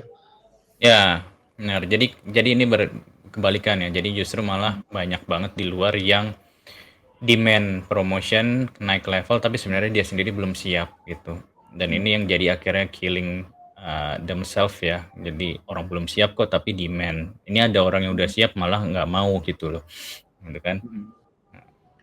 Nah, kadang kan kita tuh bingungnya gini Mas, kita tuh mikirnya mungkin ya ini aku dari tanggapan orang yang di junior atau senior ya, kita tuh masih belum tahu apakah kita bisa nge-handle itu apa tidak gitu kan. Kadang kala tuh semuanya it's okay gitu di perusahaan nggak ada masalah gitu dan kita tuh jadi ya udah kita bekerja sesuai scope kita aja gitu. Dan mungkin kalau yang ada initiate itu ya yang nggak terlalu berimpact besar gitu, karena memang Hmm. ya sudah nggak ada masalah besar gitu. Kita tuh jadi mikir kayak apa namanya, ya udah deh kalau memang entar ditunjuk ya ditunjuk, kalau enggak ya enggak gitu. Jadi mungkin banyak juga orang yang merasa tidak perlu show off ataupun tidak perlu untuk initiate hal gitu gitu Mas. Mungkin ada nggak Mas, apa namanya, kayak, saran gitu buat orang-orang yang mikirnya kayak gitu Mas? Eh, nanti pada akhirnya akan ada seleksi alam sih ya, karena kita nggak bisa breaking the system gitu. Kalau misalkan mereka bertanya kapan saya promotion, tapi sebenarnya kita tahu kapasitasnya dia seperti apa. Ketika itu nanti dia dicoba, dia memimpin sebuah tim, dia akan fail. Seleksi alam itu akan terjadi. Kalau misalkan sebuah perusahaannya nanti ada performance review, dia akan down. Performance review-nya akan jelek gitu. Jadi kita juga sebagai orang yang atas lead-nya mempromosikan tim member kita lalu dia tidak perform ketika sudah promotion, itu akan jadi punchback buat kita gitu. Dan ini aku juga pernah alamin gitu ya. Aku udah promotion misalkan nih orang ini memang ternyata dia one season aja gitu bagusnya, tapi ketika dia sudah naik ke promotion misalnya dari junior ke senior ya. Dari junior dia oke nih, layak jadi senior. Ketika di senior dia masih melakukan hal yang sama kayak waktu dia di junior. Akhirnya dia kan kebanting sama senior-senior yang lain gitu. Nah, dia nilainya jadinya drop waktu dia udah di senior. Gitu. Karena hal-hal kecil, kalau udah di senior kan kita hal-hal kecil ya yang buat jadi penilaian gitu. Beda case kalau nggak ada penilaian, ya udah go running the show assist aja gitu. Kita nggak perlu mikirin naik gaji, benefit dan lain-lain, udah tinggal tunggu inflasi aja. Itu juga syukur-syukur kalau perusahaannya ingat ada sistem kayak gitu ya. I see. Nah, berarti untuk apa ya, kayak nge-treat orang-orang yang kayak gitu biasanya Mas Reza ataupun Kak Farisa itu one on one ya, nge-treat orang-orang yang agak bermasalah gitu. Iya, paling nggak biasanya aku kasih challenge dulu. Mau di challenge begini, tapi nggak ada yang aku janjikan gitu ya. Ini karena kamu harus berfight, kamu harus bertarung sama yang lain gitu untuk promotion ini. Nggak gampang gitu ya. Gitu. Jadi emang harus di-treat secara khusus orang-orang yang memang punya, itu kan desire mereka ya, mereka punya, dan semua orang itu hak semua orang kalau mereka ngerasa dia udah ready. Kalau misalkan dia memang sangat pengen banget, ya udah dia nggak perlu kita debatkan, kita coba aja gitu, kita coba aja. Kalau misalkan gagal ya you know lah gitu ya. Tapi kalau misalkan oke, ya good for us, good for them gitu. Oke. Berarti kita yang salah gitu misalkan. Ya, noted. Ini obrolan yang daging banget ya, karena diriku belum pernah jadi QA lead dan aku berhadapan dengan 2 QA lead yang pernah menduduki posisi tersebut. Jadi aku belajar banyak hal di sini. Mungkin aku bakal tanya sih tentang itu ya, posisi lead ya. Ketika kan pasti ada nih kecolongan bug tuh tiba-tiba muncul di production. Nah, kira-kira hal tersebut kan biasanya bakal membuat tim QA itu bakal disemprot duluan ya, even sama PM ataupun sama yang lainnya lah. Nah, sebagai QA lead, itu tuh apa sih yang dilakukan sama Mas Reza atau Kak Farisa? Apakah misalnya pasang badan untuk timnya atau gimana gitu? Kayaknya Gimana Farisa? ya nih, kalau misalnya nih bug nih lulus ke production gitu ya, terus mungkin impact-nya gede kali ya kalau sampai dimarahin gitu ya. Kalau misalnya impact-nya gede, biasanya sih kalau misalnya aku gitu ya sebagai lead, biasanya aku acknowledge dulu aja ya, karena ya masalah gimana lagi gitu. Biasanya abis itu baru sama timnya ya kita bikin RCA misalnya kayak internal aja gitu, nggak yang rame-rame gitu. Kayak ngasih tahu, nyari tahu lah ya ini kenapa sih bisa terjadi gitu kan. Rata-rata kalau misalnya bug lulus ke production misalnya miss-test case gitu ya. Miss-test case juga ini kita ternyata ada case yang kita nggak tahu nih ada yang kurang gitu. Terus atau enggak misalnya dari requirement-nya kurang jelas, jadi kayak nanti kita ternyata ini tuh impact ke tim ini gitu, dan itu kita lolos aja gitu dari planning kita kayak gitu. Misalnya ada kayak gitu. Nah, jadi kayak kalau misalnya dari aku sih kalau sebagai lead ya, saya kalau pasang badan ya udah pasang badan aja, bilang aja sorry ya, saya kayak ini nih ada miss case gitu.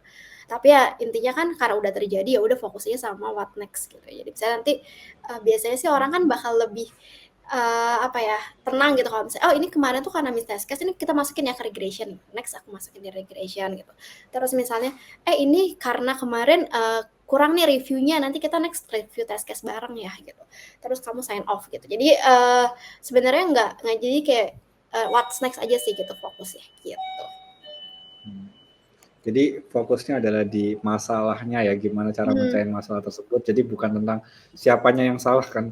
Dalam artian ya sudah ini sudah terjadi, ini nggak bisa diulang, ya sudah tinggal apa yang bisa kita lakukan untuk kita tidak mengulangi hal itu lagi. Dan sebagai key lead, Kak Farisa itu berusaha untuk ya sudah menjelaskan gitu dan mengakui bahwasanya memang ada kesalahan dan berusaha untuk tidak mengulangi lagi dengan cara memitigasi lagi di timnya ya supaya timnya tahu oh ini udah pernah salah nih di sini nih, jangan sampai besok salah lagi gitu ya. Kalau Mas Reza ada nggak pengalaman yang kayak gitu Mas? Oh iya pasti ada lah ya, apalagi waktu itu ada badai pertama terus besoknya timku melakukan kesalahan gitu. Dan itu biasanya kita internal dulu ya cari tahu masalahnya apa yang sebenarnya, siapa yang salahnya ada di mana internal. Baru kita pasang badan ke top manajemen lalu apa yang harus dilakukan ya sama dengan yang di approach Farisa gitu karena memang kita membudayakan di tim itu seperti itu gitu. Jadi secara internal iya kita koreksi yang melakukan kesalahan apa yang harus dilakukan. Tapi secara di luar ya good leaders adalah orang yang aku bilang kalau sebuah tim itu berhasil maka itu keberhasilan tim. Tapi kalau sebuah tim itu salah maka itu kesalahan leadnya. Gitu. Jadi itulah yang prinsip yang harus kita pegang sih waktu itu.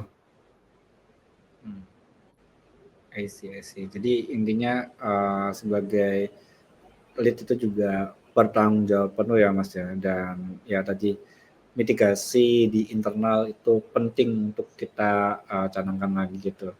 Dan mungkin aku mau tanya nih ke Kak Farisa. Kak Farisa ini kan termasuk woman in tech ya, yang mana mungkin bisa dibilang tuh kalau di tahun-tahun 2015 kayaknya nggak terlalu banyak orang yang mungkin terjun ke sana. Entah aku yang kurang data atau gimana.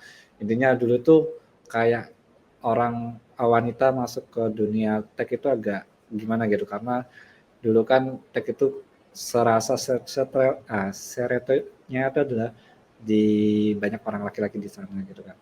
Nah, menurut Kak Farisa, pernah nggak sih Kak Farisa kayak ngerasa ada perbedaan ketika Kak Farisa ngobrol ataupun ngasih ide terus nggak terlalu didengarkan atau gimana gitu? Ataukah karena aku perempuan maka seperti ini sikapnya dan sebagainya gitu?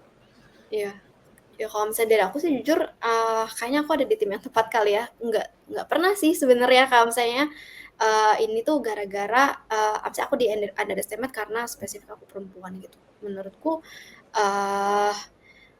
ya lingkungan kerjaku cukup oke ya kalau di tech itu malah kayaknya mungkin karena dulu 2015 itu rata-rata anak-anak fresh graduate gitu ya.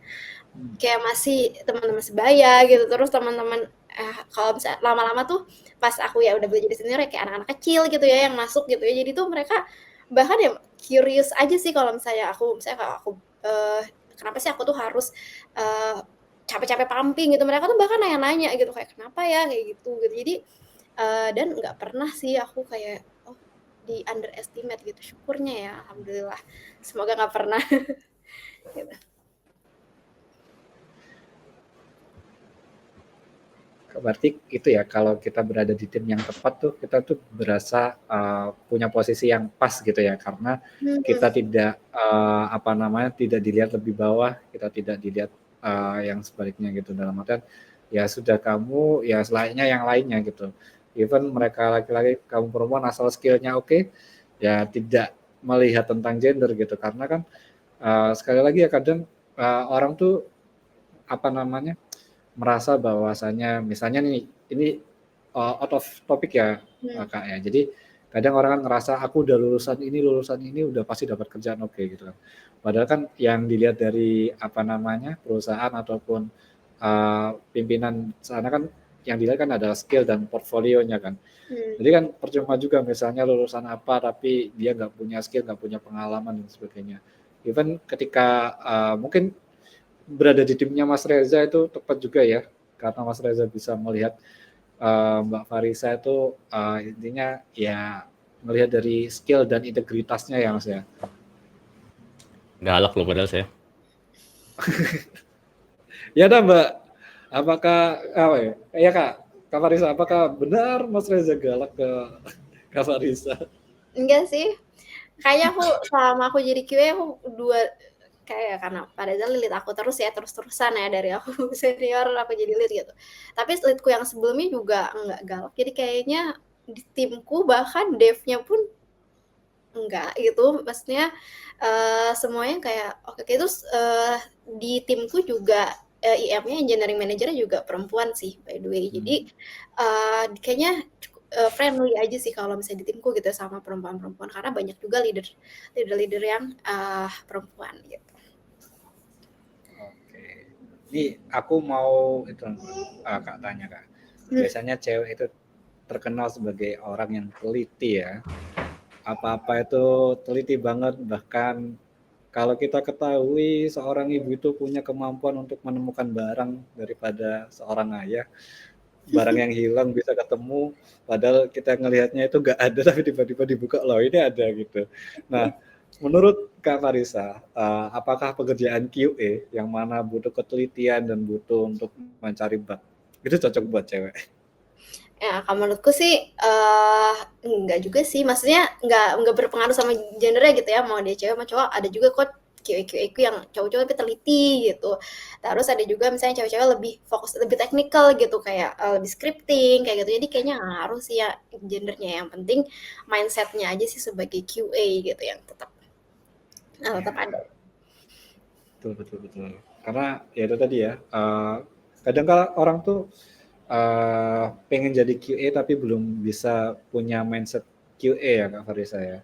Jadi ya dia tahunya cuman ini doang dalam artian testing doang tapi mindset QA-nya kurang gitu. Kalau Mas Reza gimana Mas? Apa tuh? Intinya gimana dalam artian kayak apakah benar kan sudah ngelit banyak orang nih ya termasuk Kak Farisa kan. Apakah benar misal cewek itu lebih teliti ataukah itu cuma mitos? Enggak sih ya harusnya. Masih mitos Balik ya. lagi lah ya, ke orangnya masing-masing gitu. Oke. Ya, berarti ini ya kita tidak ada kayak mitos wanita di bidang teknologi itu ya cuman apa ya orang aja mungkin takut aja karena ini banyak digelutin sama pria-pria tapi tidak ada masalah sebenarnya ya. Sudah dibuktikan oleh Kak Arisa dan tidak ada masalah apalagi kalau bergabung dengan perusahaan dan tim yang tepat kayak tadi timnya Mas Reza. Mungkin aku mau tanya soal itu sih, tanya lagi soal keluarga ya Kak Farisa ya. Berarti Kak Farisa itu di awal-awal jadi seorang mom worker gitu ya. Kak Farisa itu sering nggak ngerasa kayak guilty, ngerasa kayak bersalah gitu. Dan apa yang kan tadi kan dijelasin juga sama Kak Farisa kan. Kalau ada commute dari kantor ke rumah itu membuat Kak Farisa tuh bisa switch gitu kan. Nah ada nggak kayak tips atau triknya gitu supaya kita nggak terlalu guilty untuk ketika seorang ibu itu bekerja tuh nggak terlalu guilty gitu. Nah, ini juga sih fun fact sih ya, kan aku sekarang lagi career break gitu di rumah gitu. Ternyata guilty-nya masih sama sih gitu. Kadang jadi sebenarnya bukan soal kerja atau enggaknya gitu sih, tapi kayak lebih ke mindset-nya aja. Karena misalnya nih aku di rumah, anakku udah sekolah sih, anakku cuma 1 gitu, dia udah 8 tahun udah sekolah. Terus aku nggak ngapa-ngapain tuh, aku santai lah ya di rumah kan nggak ngapa-ngapain, terus aku ngerasa bersalah gitu, kok aku nggak produktif banget ya gitu. Jadi tetap aja kalau misalnya ngomongin bersalah sih ya atau kan misalnya kayak aku miss ya ada aja lah ya kadang-kadang misalnya di WA group gitu ya ampun aku lupa bawa ini gitu, terus tuh tetap aja aku merasa bersalah, padahal aku di rumah loh gitu, aku nggak ngapa-ngapain juga gitu, nggak kerja gitu maksudnya. Jadinya, menurutku, moms guilt itu bukan karena kita bekerja atau enggak bekerja sih, tapi lebih ke mindset-nya aja sih sebenarnya kayaknya para ibu-ibu atau nggak para perempuan tuh harus mulai, apa ya, lebih, misalnya ekspektasinya tuh kan kayak tinggi banget gitu ya sebagai ibu gitu. Sebenarnya ya emang kuncinya dibagi aja sih mental load-nya sama suami gitu kan. Kalau misalnya support system itu, kan orang suka bilang suami support system gitu, menurutku enggak ya, suamiku tuh partner gitu, bukan support system gitu. Support system-ku tuh waktu itu daycare. Kalau sekarang aku ada yang bantuin gitu ya, yang makasih itu support system-ku gitu, keluarga support system-ku, tapi suamiku bukan support system-ku, dia partner-ku gitu. Jadi kita punya kewajiban yang sama, punya tanggung jawab yang sama gitu. Ya dibagi aja misalnya biar nggak saling-saling nyalahin gitu. Aku di grup WA sekolah, dia di grup WA les gitu ya, kamu ngurusin lah les-les dia gitu, misalnya anakku les bola gitu, dia pikirin deh individual development plan-nya gitu, mau jadi apa kayak gitu ya dia gitu, aku nggak mau gitu, bagi gitu, jadi dibaginya yang hal-hal kayak gitu, jadi supaya aku nggak terlalu merasa bersalah kalau misalnya aku miss ini, terus itu juga bikin ya partnerku juga nggak suka salah nyalah-nyalahin, karena dia juga suka miss kan, ya udah sama-sama suka miss, kalau aku yang pegang juga suka miss, kamu pegang juga suka miss, sama aja gitu sih. Jadi Tuh. intinya jangan sendirian gitu ya. Kan kalau jadi orang tua itu nggak cuma tentang ibu, tapi tentang keluarga kan, Hmm. termasuk suami. Jadi tugas dari merawat anak juga dibagi sama suami. Jadi guilty-nya nggak terlalu ngerasa bersalah banget ya. Hmm. Kan tugasnya udah dibagi 2 nih gitu. Nah, Kalaupun salah ya udah gitu kan. Ya iya, namanya juga orang tua tuh nggak ada sekolahnya ya kan. Itu nah, tuh baru belajar ketika jadi orang tua gitu. Jadi ya memang harus pertama nerima dulu kondisi bahwasanya kita udah jadi misalnya udah transformasi dulu sebagai single sekarang mmm, menikah dan mungkin langsung kemudian punya anak dan, dari sana oke, maka aku harus ngapain gitu. Jadi daripada menyalahkan diri sendiri, kenapa kita nggak berkolaborasi gitu ya, kayak dengan suami gitu. iya benar, sama ya sering maafin diri sendiri aja sih, soalnya kan kita tuh suka galak ya gitu sama diri sendiri gitu ya, jahat gitu kalau misalnya, "Ih kayak gini, kenapa kayak gini, orang lain bisa," gitu. Padahal ya kan beda-beda ya, situasi orang-orang. Terus ya udah nggak apa-apa, nggak harus misalnya kalau lagi kerja nih sama lagi, punya anak gitu, ya nggak apa-apa sih nggak 100% di dua-duanya gitu, ada yang satu lagi 80%, yang lagi 100%, ya udah gitu. Nanti kalau misalnya kan bisa balik lagi nanti ke keluarga, 100% gitu. Jadi intinya, emang ya harus sering-sering ya menghargai diri sendiri gitu, terus maafin diri sendiri deh, jangan terlalu merasa bersalah. Ya kalau misalnya emang lagi mau santai, ya udah santai aja nggak apa-apa gitu, kan masih ada papanya gitu. Betul betul betul. Susahan Nah mungkin aku ngurusin eee ngurusin tim membernya kata Bu Faris. Nah, aku tuh curious ya, karena Kak Farisa kan katanya kan, dapat banyak award gitu kan di tempat kerja. Aku tuh mau tanya, itu dapat award-nya itu ketika sudah jadi working mom ataukah sebelum? Yang mana,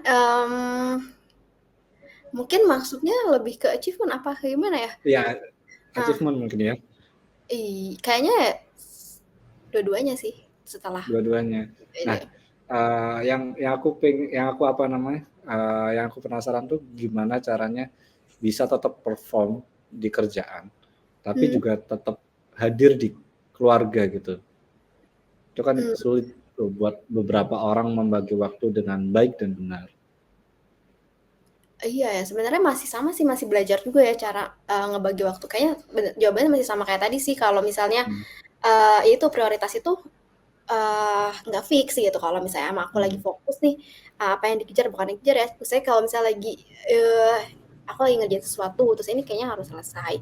Terus, anakku juga misalnya lagi sehat gitu, terus ya bisa berkegiatannya tuh sama papanya gitu, ya udah gitu, atau enggak ya sebenarnya ada juga yang terpaksa ya, yang mau nggak mau gitu ini harus kelar gitu. Jadi aku, ngebagi ya udah kayak aku, ngurusin kerjaan dulu gitu. Tuh kalau misalnya udah kayak gitu ya emang, maafin diri sendiri aja sih, "Ya udah nggak apa-apa aku lagi nggak bisa all in," gitu. Tapi kan nggak selamanya gitu, nanti aku balik lagi kok, kayak gitu. Yang penting sih, apa ya, terus kayak keep going gitu ya, berusaha.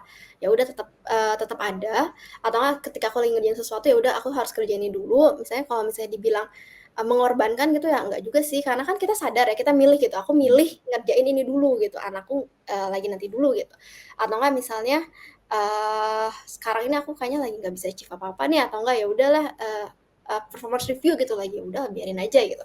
Ya udah nggak apa-apa gitu, yang penting, sekarang prioritasku atau enggak fokusku emang lagi nggak di situ. Misalnya kayak anakku, lagi butuh perhatian banget nih, dia lagi, harus dibimbing di, segi A gitu, ya udah aku fokus aja dulu. Yang satu lagi, misalnya kayak kerjaan, ya udah di-manage aja sih buat apa ya, tetap on track tapi ya nggak usah overachiever gitu, intinya gitu sih.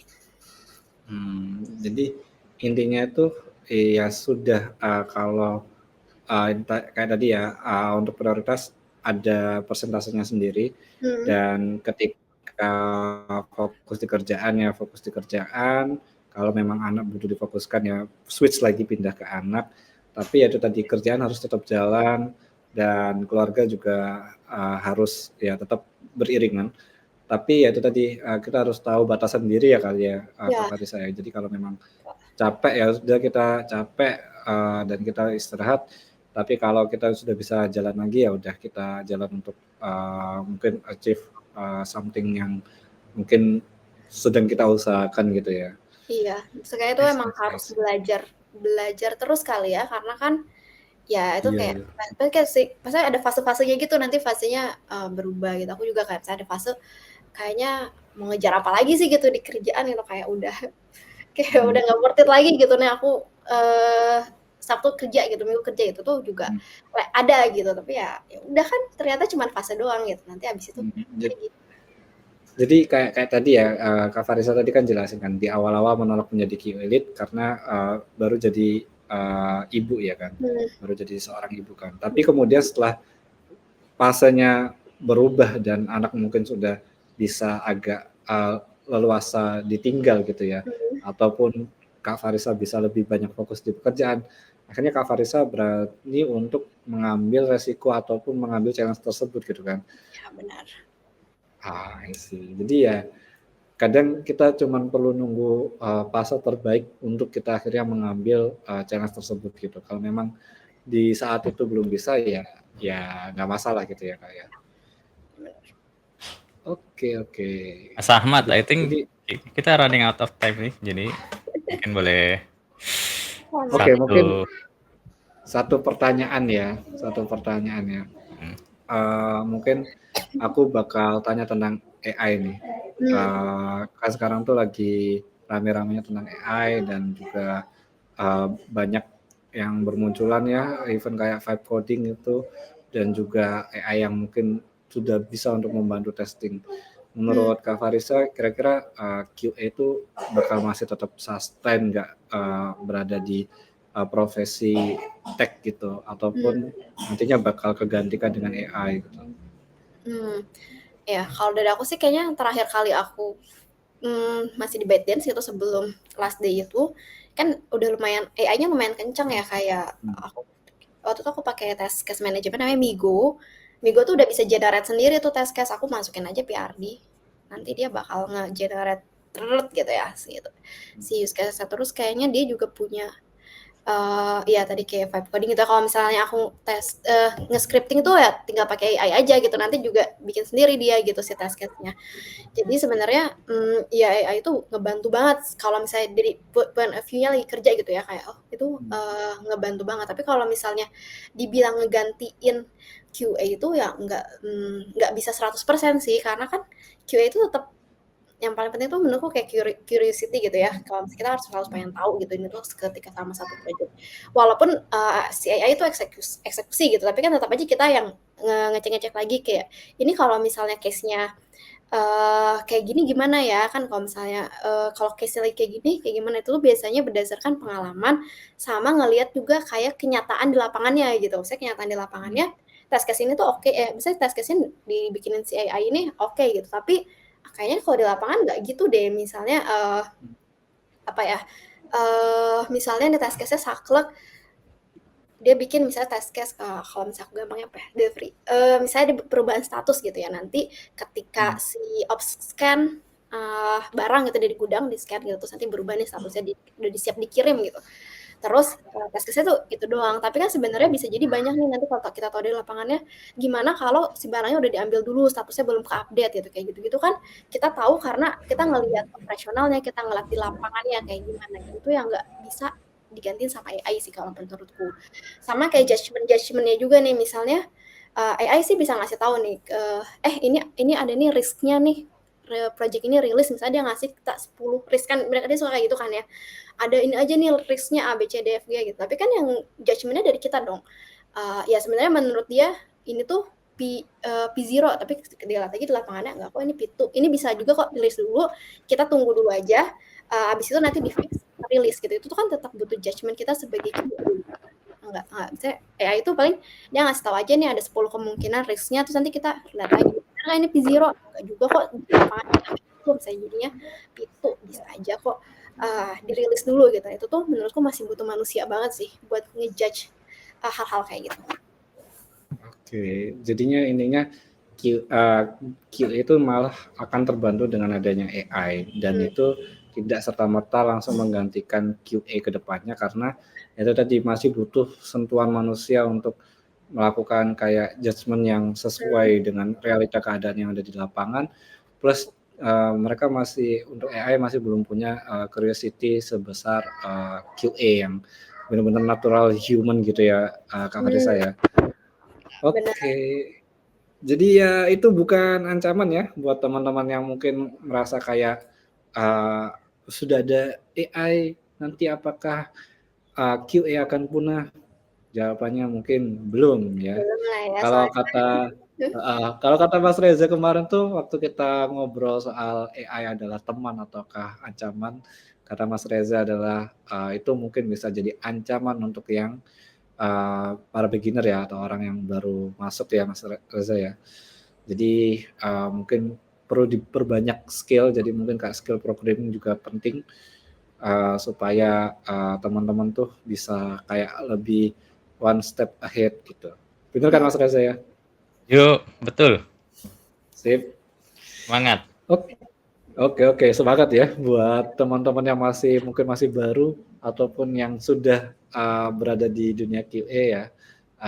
AI itu dijadikan teman saja seperti Tsubasa dengan bola. Bola adalah teman. Jadi teman-teman menganggap saja AI adalah teman. Mungkin aku mau minta kayak tips and triknya ke Kak Farisa ya. Jadi kan Kak Farisa ini kan working mom gitu kan. Nah, mungkin Kak Farisa punya tips atau trik untuk cewek-cewek yang mau masuk di dunia IT dan untuk para working mom yang mikir gimana sih caranya ngebalance semuanya gitu. Apalagi yang kayak tadi kan habis maternity kan merasa kayak ada jeda tuh. Gimana cara biar mengisi jeda itu biar nggak kosong-kosong banget lah, dalam artian ketika aku langsung start ini aku bisa langsung mulai nih gitu.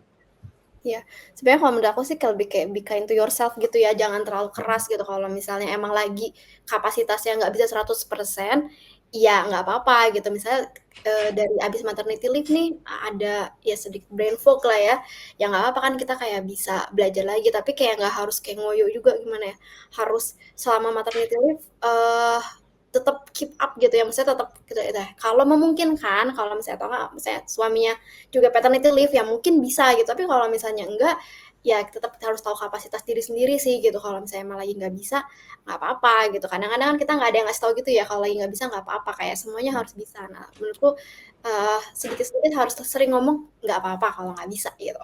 Saat ini nggak bisa belum tentu nanti juga nggak. Nanti juga pasti ada saatnya kita bisa gitu. Gitu sih menurutku ya tipsnya. Terus saat ini so far ya kalau dari aku momen Entek tuh nggak menakutkan ya karena sebenarnya orang-orangnya aku nggak pernah ketemu yang aneh-aneh gitu, semuanya sangat-sangat suportif gitu walaupun kebanyakan laki-laki gitu tapi tetap nggak apa-apa kok gitu, tetap sangat-sangat suportif tapi ya emang gimana orangnya ya gitu. Tapi ya nggak perlu takut, terus ya jangan ngebatasin diri sendiri juga misalkan aku perempuan nanti aku kayak gini, nggak kayak gitu sih, supaya kita bisa apa ya, keep going gitu ya, kita juga jangan membatasi diri sendiri gitu, biar orang lain nggak membatasi kita gitu. Jadi kita harus ya kita juga apa ya, challenge gitu loh, challenge diri kita sendiri gitu untuk keep moving gitu. Jadi biar nggak ada tuh dilihat, oh si ini nggak bisa karena perempuan atau nggak sih nggak bisa karena itu gitu. Itu tuh harus dari diri kita sendiri sih, yang kita challenge diri sendiri buat keluar dari situ. Gitu.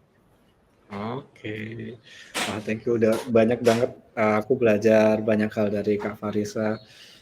Mungkin ya ini pesan-pesan untuk pemerintah, kasih paternity leave buat para suami ya. Kasih paternity Pemerintah leave, aja kasih care gitu ya. Iya, biar para ibu-ibu juga tidak menanggung semuanya sendiri dan bisa dibantu dan kolaborasi dengan suami ya, karena menjadi orang tua itu bukan 100% tanggung jawab ibu, tapi tanggung jawab oleh suami juga. Gitu. Betul. Mantap. Gimana Mas Reza? Ini kita udah ngobrol banyak nih. Ya. I think kita harus closing dulu ya. Jadi aku juga ada another business ini, jadi harus selesai lebih cepat. Tapi seru banget ngobrolnya. Thank you Mas Ahmad, Farisa. Jadi kalau dari aku terakhir mungkin pesannya, kalau misalkan kalian memimpin sebuah tim, knowing your team member problems first, and then let them solve it, and then kita bisa membuat mereka fokus di pekerjaan selanjutnya gitu. Gitu ya. Jadi teman-teman semua semangat, Farisa semangat, Mas Ahmad semangat, thank you bantuannya. Jadi good luck and sukses selalu. Kita end it dulu ya, podcastnya seru sekali. Bye-bye. Siap. Assalamualaikum. Waalaikumsalam warahmatullahi wabarakatuh.